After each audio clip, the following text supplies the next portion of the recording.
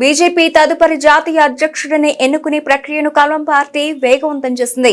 ఈ నెల చివరి నాటికి కమలం పార్టీకి కొత్త సారథి రానున్నట్లు తెలిసింది.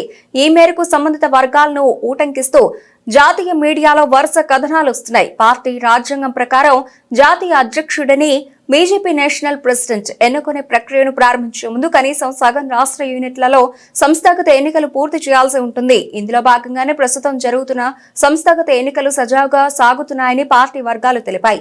19 రాష్ట్ర అధ్యక్షుల పేర్లను ప్రకటించిన తర్వాత పార్టీ తదుపరి జాతీయ అధ్యక్షుడి కోసం ప్రక్రియ ప్రారంభమవుతుంది. అయితే ఇప్పటికే 14 రాష్ట్రాల్లో సంస్థాగత ఎన్నికలు పూర్తయ్యాయి. ఆయా రాష్ట్ర అధ్యక్షుల పేర్లను కూడా ప్రకటించారు. కీలక రాష్ట్రాలైన ఉత్తరప్రదేశ్, గుజరాత్, మధ్యప్రదేశ్, కర్ణాటక, ఒడిశా రాష్ట్రాల అధ్యక్షుల పేర్లు ఖరారు కావాల్సి ఉంది. ఇందుకోసం పార్టీ అగ్రనాయకత్వం విస్తృత చర్చలు జరుపుతోంది.